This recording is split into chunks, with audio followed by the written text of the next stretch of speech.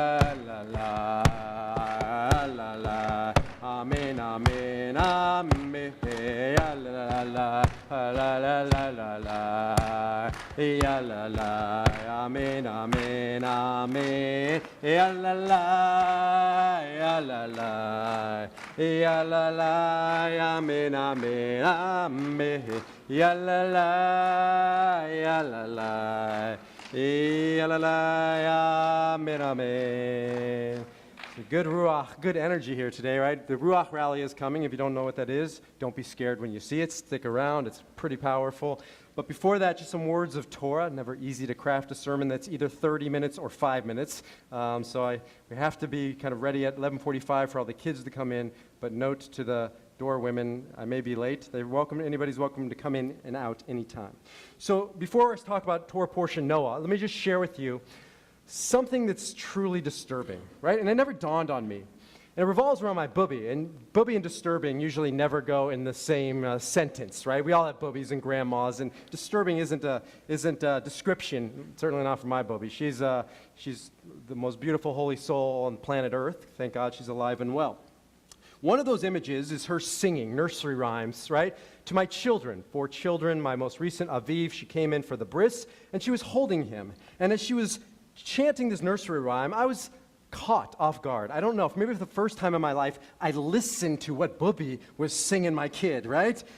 Rock-a-bye, baby, on the treetop. When the wind blows, the cradle will rock. When the bough breaks, the cradle will fall. Down will come, baby, cradle and all. And I'm sitting there thinking, Booby, what in the heck are you telling Aviv, right? It never dawned on me until I heard sweet little Booby singing about baby.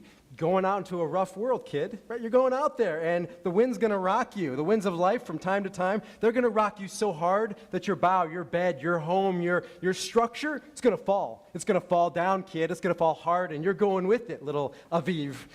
And I'm sitting here thinking, obviously she doesn't know what she's saying, because in a million years, that's not the message, that's not the essence of what she is and who she is. And I started to think about all the nursery rhymes. I mean, Humpty Dumpty, this is about a recovering addict for sure. And Rub-a-Dub-Dub, I'm not even touching that one, right? These are challenging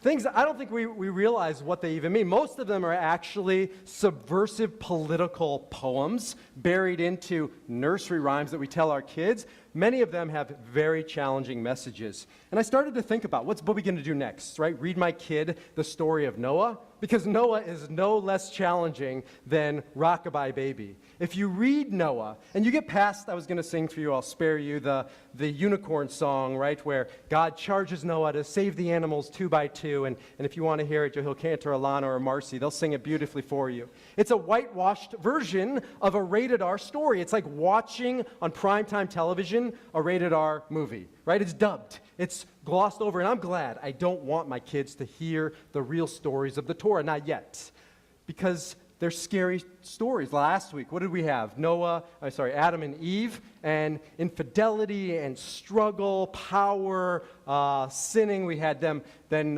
give birth to a murderer, right? And Cain killing his brother Abel, and there was rebellion at the end of the story. This week's Torah portion is not that much better. It isn't just about a great zookeeper in history, right? That's not Noah. Noah maybe did fulfill that function, but Noah is not a hero from a Jewish perspective, and Claire said it infinitely better than I can, and you can download her talk on the web, right, because it's there.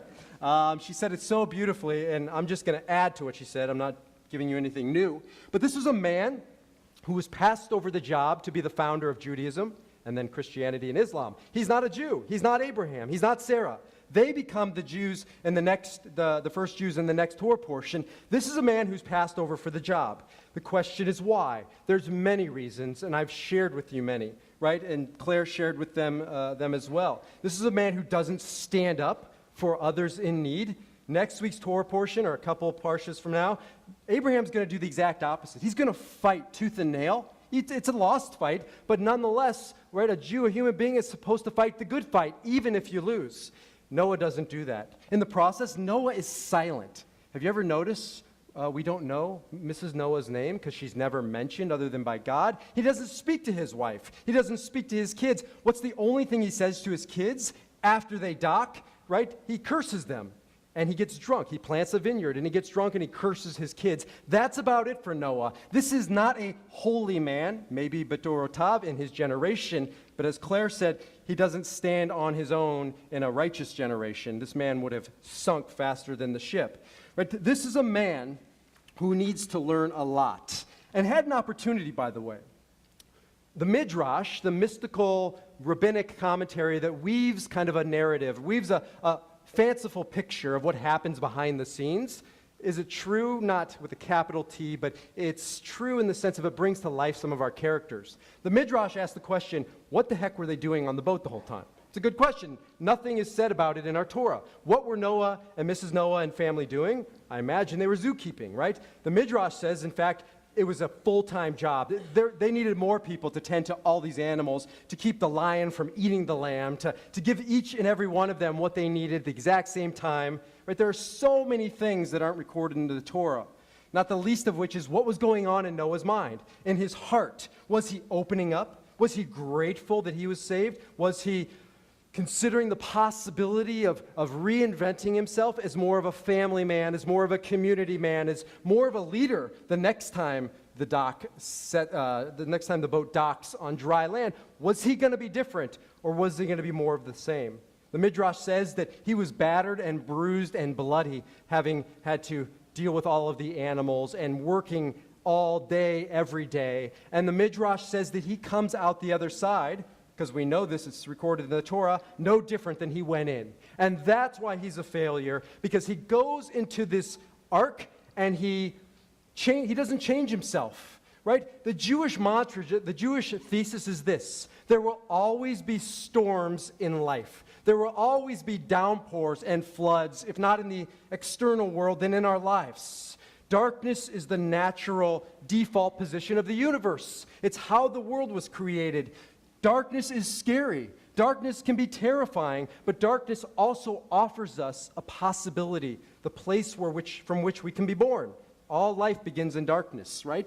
So darkness doesn't have to be the end. It can be a beginning, but not for a man like Noah. Noah chooses to do nothing during his time other than busily occupying himself with the day's tasks at hand. Noah, in many ways, is the quintessential victim. Right? Victim not in the sense of somebody who's abused, not as somebody who's hurt by somebody or something outside of themselves. A victim in the sense of he's developed learned helplessness. Right? He is helpless. I mean, first of all, what kind of a Jew builds an ark and doesn't take any oars? It's not a Jewish man. He's not a Jewish thinker, right? The Jews have been navigating the turbulent seas for thousands of years, as I've shared many times. One of the greatest books in modern history, Startup Nation, about how Israel has defied the world around it by reinventing itself. Israelis, as I always say, have learned how to grow fish, to farm fish in the desert. That's what Jews do. Jews are fish farmers in the desert, right? As Lily Tomlin said, life gives you lemons. What do? You make lemonade. That is a Jewish mantra. That's what we take into the dark times. That's not what Noah did. Noah just sat there drifting on the ocean, hoping, praying, wanting that God would save him. God doesn't work that way. And he is not saved in the end because he doesn't save himself. Yesterday I was invited to speak at Harvard Law School. I'd never in a million years could have gotten into Harvard, so it was quite a satisfying moment thinking, wow, circumvented the whole system, and look how much money I saved. I go to Harvard, and I was part of a panel with some great speakers. I mean, I was just enthralled by Dr. Herbert Benson, who many of you know and others. And the conversation was inspired by their retirement group, right, the group of retired Harvard graduates, alumni.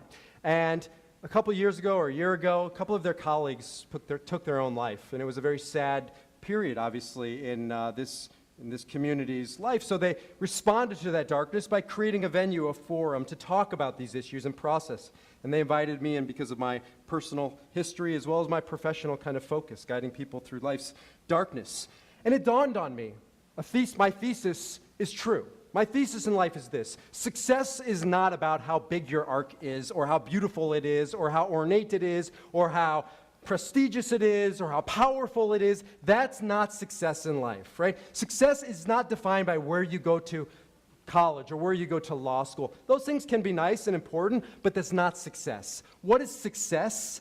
To board an ark amidst the storms of life and to take with it oars. That's success.